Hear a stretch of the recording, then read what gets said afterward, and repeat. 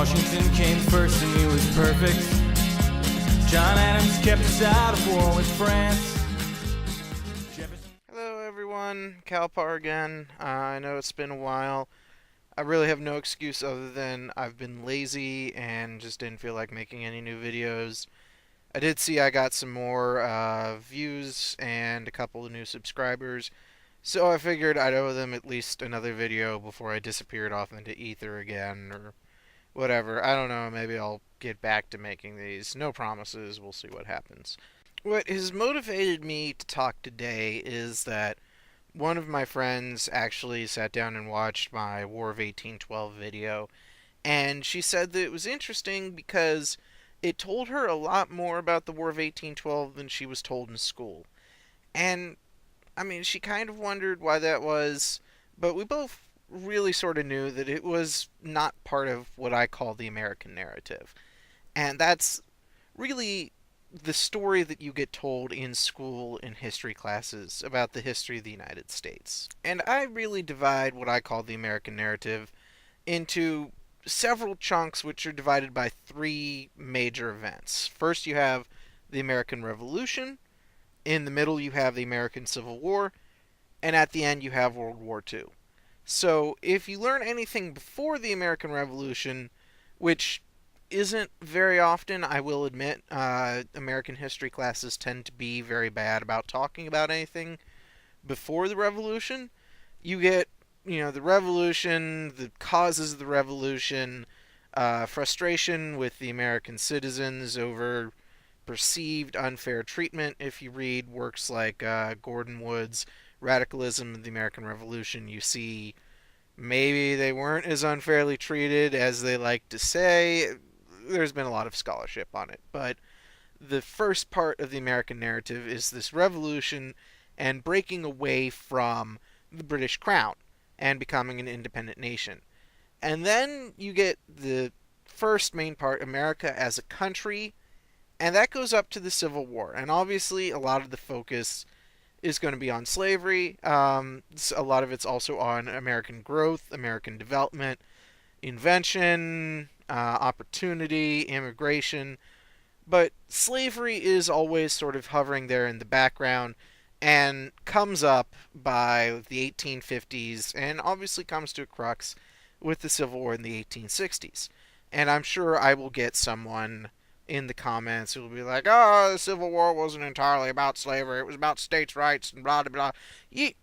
Yes and no. Because there were a lot of other things that led to the Civil War, but at the end of the day, it's about slavery. It's about the fear of the Southerners that Abraham Lincoln, who is a Republican and who does stand for the limiting of the expansion of slavery into United States territory, their fear is that this will eventually lead to the abolition of slavery in the United States. So they don't want slavery to be contained, they want it to grow, and so they try to leave.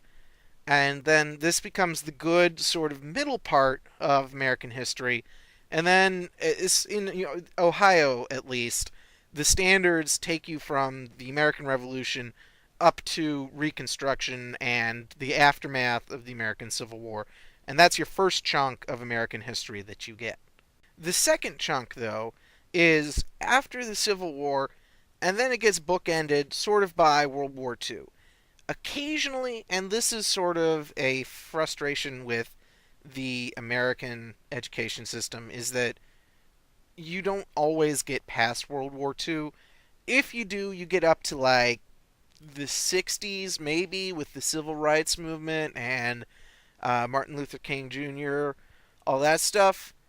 Sometimes Vietnam, you don't really get much further than that. So you get up to maybe the middle of the Cold War, but it's very hard for educators to get beyond that. So World War II is kind of this bookend, this point where American history stops. And there's been a lot of recognition in the United States education community, especially among social studies teachers, that there is this failing, and we don't talk about the rest of the 20th century and all of that stuff that came after World War II. But it kind of tidily ends at World War II in the way that people understand American history, especially on the popular level. The simple fact of the matter is that these three wars, the American Revolution, the Civil War, and World War II, make much better stories than any of the other wars that the United States has been involved in. In the American Revolution, it's very easy to simplify. You can very easily say, and it has been said for a long time, just look at the Schoolhouse Rock videos, that it's a bunch of people fighting against tyranny and oppression and monarchy and fighting for liberty and freedom and democracy and all those lovely, wonderful things that we love about the American system. Truth of the matter is obviously much, much more muddled. We're really only fighting for the freedom and liberty and democracy of rich white men who own land. The British government is not really an absolute monarchy, it is a constitutional monarchy with more of the powers getting handed over to Parliament. But you get the important point is that it's very easy to turn into a good guy versus bad guy fight. Very simple. The American Civil War, again, very easy to simplify because, on the one hand, you have people who want to keep people enslaved because of the color of their skin. On the other hand, you have people who are against slavery and enslaving people based on the color of their skin, and slavery in general. However, again, it's more complicated. Obviously, as I said earlier, slavery is a very big part of it. It's almost central to the whole thing. It is central to the whole thing. Who am I kidding? But there are people who are more concerned with preserving the Union. There's people concerned with taxes and all this other stuff. But slavery is at the core of the American Civil War, and because, the North won, slavery was abolished. And, you can feel good about that. Progress was made. And again, in World War II, it is very easy to simplify the narrative. And of course, I grew up in the 90s, which was the 50th anniversary of World War II, and it became almost an obsession, almost fetishized in a way, among the American general population. This was the era where you had Call of Duty, Medal of Honor, Castle Wolfenstein, Doom. Does Doom have Mecha Hitler? I forget. Probably not. Forget that. But there were so many video games and so many books and TV shows and everything about World War II because it was the perfect American narrative.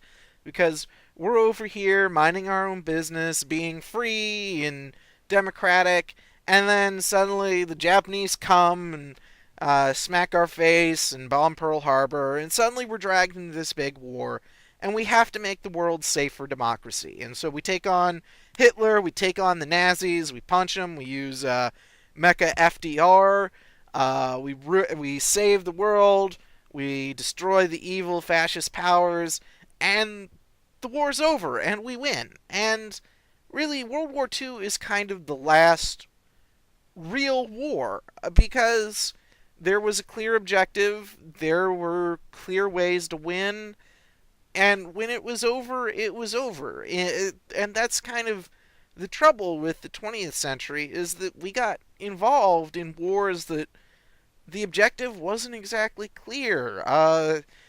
Korea, Vietnam, both Iraq wars, it's kind of nebulous. We achieved objectives in some. Vietnam, we lost. But, it's not like we march into the enemy capital and that's it. We win. The war's over.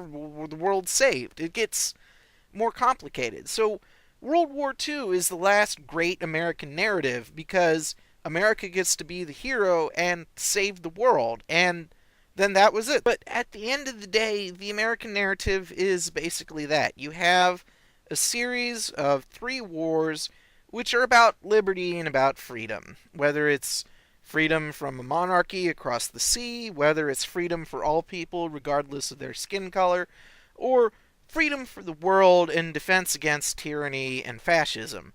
It's very, very simple. And there are several wars that get left out in American history and in a lot of people's popular knowledge of American history because they don't fit into that narrative. The War of 1812, as I said in my other video, nobody really wins, nobody really loses.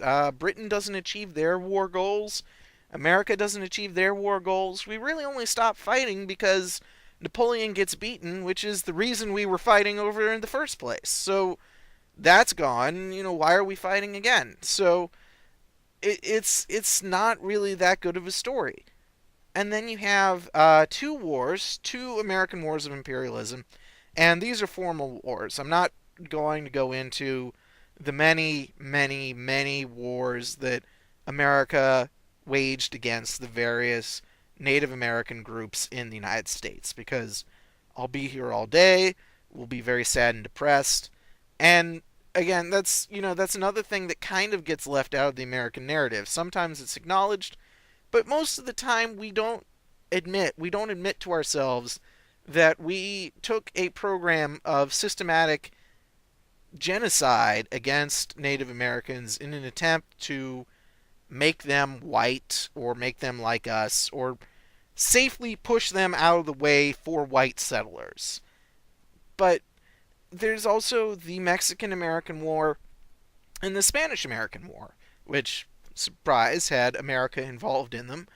In both cases, we take on another nation in a war which is very short and very successful and very somewhat popular at the time. Mexican American War Spanish American War was very popular during its time. But at the end, America gets a lot more territory and grows and becomes an imperial power. And in that respect, it doesn't really fit into the American narrative because we don't like to see ourselves as bad guys. And we don't like to admit that America has ever done anything wrong. And going to war with another country to conquer its territory, kind of contrary to our image of America. So those two wars kind of get left out because they don't fit into this tidy image of America that we like to present in the sort of sanitized history books. You also have World War I, which logically exists because you have World War II, therefore a World War I must exist. Numbers do occasionally have logic to them. And the reason for this is America really only gets into the war very late in 1917, and it's not America's war in many respects. Personally, in my studies of World War I see it as the last great imperial European war.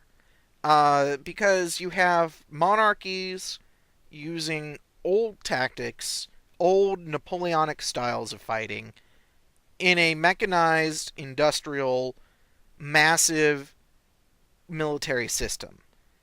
They are still thinking the old ways. They are still thinking back to 1815 and the glories of Waterloo and Jena and Austerlitz and all of these other great battles. But the war has fundamentally changed, and the technology has outstripped the strategic resources that the generals are relying upon. And it fits much more easily into the European narrative, for sure, because it starts in Europe, a lot of the focus is in Europe, and it is a European war. America just kind of shows up to the party because Britain and France needed somebody to help. And so it's sort of this awkward, we participated sort of thing. And so it doesn't really fit into the American narrative either. And in some respects, Britain and the United States don't like talking about it because it was a failure. It was supposed to be the war to end all wars. Woodrow Wilson wanted to create his League of Nations to ensure peace for forever. But obviously you have World War II. So, there's war again. And the failures in the peace of the First World War lead to the second one. So it doesn't really fit into the American narrative either. So that's sort of why you don't hear about these things, is that especially in schools there is an image that people want to teach children about the United States. And to an extent, I would say that they might be right. Because when you're very young, you won't understand a lot of the nuances and a lot of the complications. There is an old joke that when you study history, you start out in like grade school, and this is the history of the country, this is how things are, this is what happened in the past. When you reach middle school, they say, we kind of lied to you, it's a little bit more complicated than that, and they add on all this other stuff. High school, once again, they say, well, we lied, it's again a little more complicated. By the time you get to college, and especially if you focus on history like I did, it's everything you knew is wrong.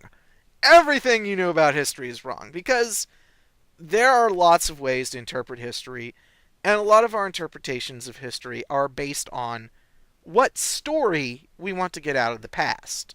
And so the American narrative is what is taught in schools because people want to tell this story about the growth of the United States and the spread of democracy and the spread of freedom. And I know I'm overusing those words a lot here in this video, but there's a focus on that. There is a focus on this uniquely American thing, this uniquely American freedom, which, they want to focus on how that rises and how we have come to struggles against American freedom and American liberty and so on, and overcome them.